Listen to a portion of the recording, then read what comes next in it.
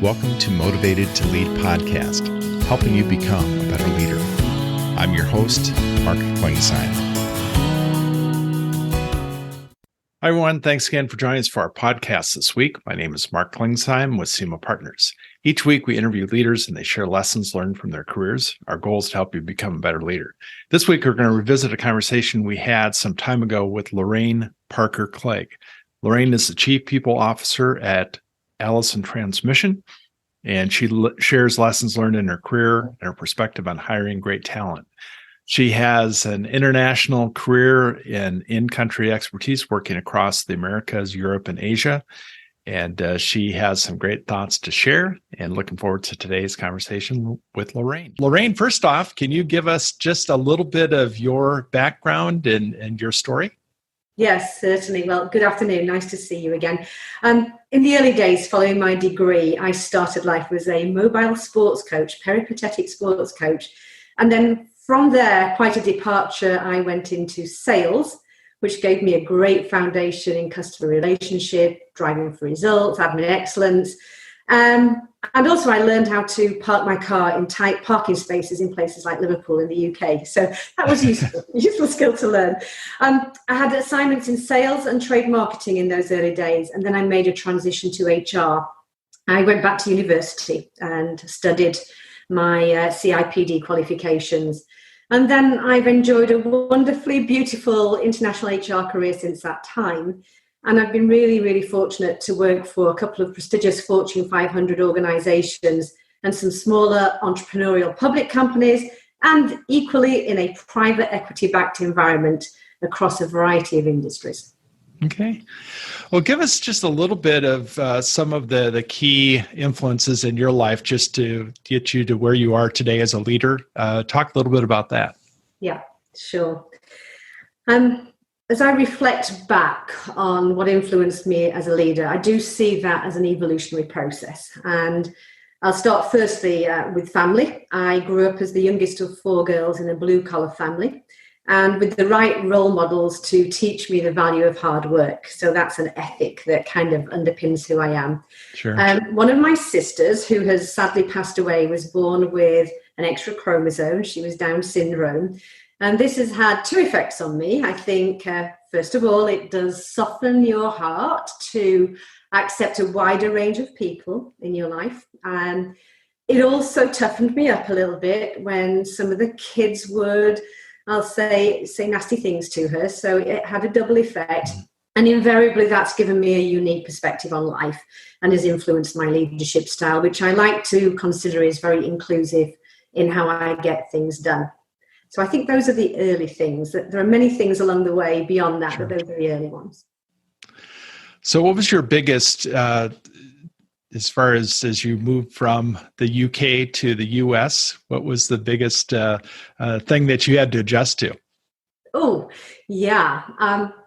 Look, we're two countries that speak the same language, but quite frankly, on a day-by-day basis, we don't. I quickly had to learn what a faucet was instead of a tap. So some of the obvious vocabulary things.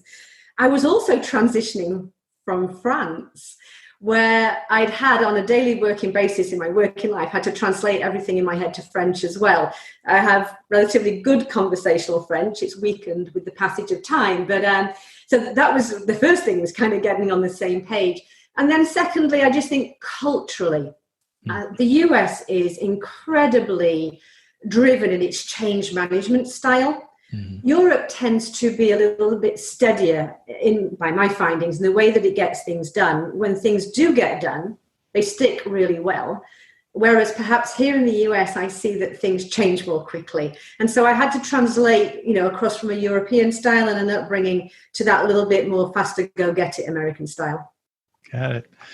So I asked this question of most every guest that we have on. If you were knowing what you know now, if you were able to go back and talk to a 20-year-old Lorraine, what would you tell her? Yeah, that's a fun question. First of all, I would have had to catch myself because I was typically running around a field hockey pitch at that time. But I think, look, I've been really fortunate to have actually lived in several different functions. But I think if I look back, would have been good to have experienced even more functions. I do think as a chief people officer, chief human resources officer, understanding the variety of jobs and the people that you serve is really, really useful. So the carrying of the bag was good, but perhaps more functions, a stint in finance. Can't believe I'm saying that, but that would have been fun too. I think gathering more international experiences earlier, I would have loved to have done. The opportunity eventually came, but it would have been good to push that out earlier, because I think that living and working cross-culturally develops an incredible amount of EQ and allows you to deal better with ambiguity. And it accelerates both of those things, I think, as you transcend borders. So is there any advice that you received that, looking back on, you should have ignored or you did ignore? Yeah, that's fun. When people give you advice, it rarely lacks pertinence. There's something pertinent in there, and it's whether you choose to listen to it or not. I would typically kind of reflect on advice, especially if my first reception of it is that maybe I'm not aligned with the thinking, but I do tend to reflect and I'll loop back around and integrate it. But I remember one piece of advice. A very elderly aunt of mine once kind of suggested that females in the workplace and in leadership roles was probably not going to be the best place to spend my time. So I'm really glad I ignored that. Sure, absolutely. So a lot of our listeners are earlier in their career. They're maybe first time in an executive role, and they're putting together their first team, or they're inheriting a team. What advice would you give someone as they're moving into putting together that team or managing their first team? And I think you've just hit the nail on the head with the comment around you maybe putting a new team together or you've inherited one. And I think the process that you go through in terms of assimilating a team together, a new leader assimilation as the leader comes in, or indeed getting that team to work better together, is really important. And I would really recommend that any leader gets help from a trained professional to do that. Success is ultimately driven by having a common purpose, and that common purpose typically surrounds itself, shall we say, in mission and values and culture and clear outcomes and common working practices, the way that people get things done, the way they make decisions together. So I would suggest that a leader would want to establish that very early with the team. Always better if it can be done collectively. And with the passage of time, people turn. And I think it's good to refresh those moments of integrating teams together. I personally love to facilitate a new team integration and building new leaders into organizations. And I find it's valuable. It's a valuable way of accelerating what's on people's minds, so you can get things out there and be responsive and get to action much more quickly by doing a process like that. Cultures need space for disagreement. I think it's important that leadership teams talk about how they're going to make decisions. And there are many models out there that people can apply. And again, it depends on the culture that you're working in on how those decisions get made. So those would be the things, I think, and that would be important. And I think a pertinent topic right now is the whole aspect of inclusion and diversity. A diverse, inclusive team is going to fulfill better outcomes for an organization. You may not always agree. That's important because innovation is going to be driven off of disagreements. I'm in the process of doing some construction work, and out of a difficult decision or difficult process, actually I'm finding that some innovative secondary solutions come out that we'd not thought of in the first place. So whilst it might be building a little anxiety at times, that kind of disruption is useful to creating better thought processes. So you've watched a lot of leaders hire, and you've been a part of that process of helping them and guide them. What are some of the common mistakes that you see leaders make as they're going through the hiring process? Yeah. Be prepared, because I'm going to ask this question back to you, given what you do for a living every day. Sure. Look, the mistakes that I perhaps see people making in hiring are, again, maybe not having a common understanding of what the job is first and foremost, so that when you go out to hire, if stakeholders are not aligned on the outcomes, it can be incredibly difficult for an individual coming in to get the traction necessary in the early months. And if you end up with an early departure, that is disturbing, both for the individual and the organization. expensive and very disruptive to a business, especially in a big leadership role. So I think the first thing is getting that common alignment around what the role is. The second thing that I would say is that leaders need to make sure that as they select, they are very clear on what's necessary for the now and future, not just the now. You've kind of got to hire ahead and always be thinking of succession. That would be the advice I would give every time, that, you know, where's this person going to go next? Because they're going to want to know where they're going to go next. And so those are sort of the key things that come to mind. And I would say, whilst it's really, really important that a workforce together is collegiate, the first most important thing is, has the person got the resident skills and experiences to do that job? And trying to make sure that the like factor is secondary in that process rather than the primary selection decision. So getting those core fundamentals, and then if everyone can work well together as well, that is absolutely the icing on the cake. What do you think? Yeah, no, I agree with what you said. I think one of the things I see younger or not necessarily younger, but people that are in new leadership roles do is they tend to hire people like themselves.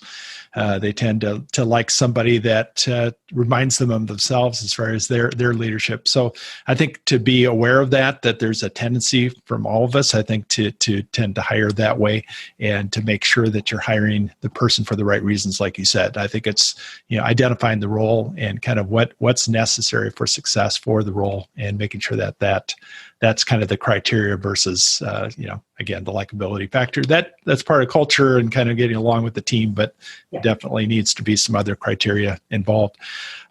You've seen kind of how that things have, you've been involved in a lot of questions, and sometimes questions can be asked during interviews that don't always pertain, and maybe you've heard a question asked and you just use it just because of that. But what are some of the favorite interview questions that you feel would be good for people to put in their tool bag? Yeah. Look, first of all, I'm a great believer in competency-based questions, looking at the real examples people can bring to bear, because typically that's going to help you understand whether they can really do the job. I'm not a wild interview question answer. You're not going to get anything completely obtuse from me. It's not my MO. The kind of things that I like to ask people are the following. If they've had a really great example that they've shared with me of successes, I like to understand, with due reflection and retrospect, what might they have done differently were they to do that again. And it's interesting because you can get answers from, well, no, absolutely nothing, it was perfect, to, well, over the years I've contemplated this and that. And I think that's useful to see if someone can be a little introspective in that answer. So that's one thing I like. I also like to find out what drives people outside of work. And, there are some questions you obviously have to avoid in our profession for any interviewer. But, asking that question around, what other things motivate them, you start to get a feel of that whole person rather than just the work persona. And I think that's very important, especially when you think about the culture of an organization and the social sort of responsibility that figures very highly, especially in our Gen Yers and Gen Zers these days. So there's been a lot of changes in HR and practices, and the HR role has definitely changed over the years. Definitely has moved from being kind of that critical leadership advisor to the CEO and to others within the organization. Tell a little bit about how you've seen that whole thing develop in the CHRO role and the importance of that, as well as kind of how it's evolved. Yeah. I think over the last several years, there's been some really interesting work done by people like Gartner, one of my former leaders, being instrumental in that, as they've looked at the CHRO model and where we operate and what's important to an organization. I think what's definitely changed is the advent of AI, artificial intelligence, in how decisions are made and talent is screened, and some of those predictive elements around success in an organization or retention, etc. So that's become quite prevalent. I'm seeing a lot of work out there now on what I'll call the employee experience. It's that holistic management of the employee life cycle. For anyone that's worked in CPG or any customer-driven organization, we've known that from a customer life cycle perspective for many, many years, but suddenly that's becoming front and center in organizations now, because we take people on a journey and we have to be sure that we help them throughout the life cycle and evolution of their personal situation and their life and career. And I think that has become right out there in front of people now and is incredibly important. I also think, over time, that personnel administration piece has been pushed somewhat to the side. We've still got to be administratively really excellent. There's no question that there are things that we do that require that. We have to work compliantly. If it's a public company, obviously SEC requirements. But I'm pleased to say that the talent management piece and the succession seems to be coming more strongly to the forefront of organizations, because that's the lifeblood of an organization as it innovates and develops itself. Sure. So you've had people that you've worked with that have mentored you in your career and kind of helped you along. Talk a little bit about some of the mentors that you've had and the importance of that for somebody that is coming up as a leader. Yeah, that's a tough question, because I would feel like it would need to be the Oscars and my needing to mention many people's names. And, I may not do that. I may not mention some names, but maybe I'll use the first name just to kind of, they'll know when they listen in to us. First of all, parents and the mentorship that I got there. I was encouraged to work hard as a kid. So that, leaves you with a legacy, which has been very important to me. Older sisters that have been really strong sports ladies, and that's rubbed off on me. So those early influences are there. But then in my career, Peter, one of my first roles, my early days in the Bristol Myers Squibb world, Peter constantly stretched me as an individual, made me realize I could do things that I maybe didn't think were possible. And then sort of as I moved through my career, I'll say Mike was just the most diplomatic, put together leader that I could have ever worked for. And his guidance and coaching every day was so important to me in my development. And then I'll say Bob, who remains very dear to me as someone that really helped me think about the way that I get my work done in an organization that was kind of coming together in some very different circumstances and really needed that higher bar. And Bob provided a lot of both mentorship and coaching to me in order to develop myself further. So just a few names there. They'll know who they are. So any habit or behavior that you've developed over the last 5 years that has been helpful to you as far as you've grown, continue to grow as a leader? Because I think I came from that sales world, really driven and sort of results, hard runner. And I think I've learned to accept over the last several years a little bit more about a holistic me as an individual and the need for that balance. Outside of work, I love to get my sport in and kind of decompress in that way. I'm not typically a person that's going to sit and retreat and be quiet. I'm rather extroverted in style. So for me, it'll be music, it'll be running, it'll be my pickleball, and just ways of managing my whole self so that I can be the best I can be in work. And I think that's important. I think probably in my earlier days, it was work. And I still work hard, but I think I've learned to balance that a bit better. Sure. Yeah. So what parting advice would you give someone is there in their career? And again, we have people that are at every stage within their career, but a lot of the listeners are kind of starting out, but any advice that you would give? Yeah. Some terminology that folks use as you're going through various stages of your life. Have your kind of personal board of directors. It's a very close, trusted network of people that you can rely on for sound mentorship and advice and bouncing ideas around with and just giving you a different perspective. And I've benefited from that in various facets of my life. I have a lot of people that I can still go to from many years ago to ask their opinion on where I might be headed next or things that I'm looking at that I maybe don't have all the answers for. So use that network and ask for advice, because it's a lonely world out there and you've got to use those people to really, really help you thrive and become a better you. Great. Well, thanks, Lorraine. This has been a lot of fun getting to hear your story and your advice, and I know that our listeners are going to appreciate what you've offered today, and definitely wish you success in your career and your next venture. Thank you. Really appreciate it. Thanks. Thank you. Thank you for listening to the Motivated to Lead podcast. Please subscribe on iTunes. You can also see a video version of this interview at motivatedtolead.com. This podcast is brought to you by SEMA Partners, helping you find your next great leader.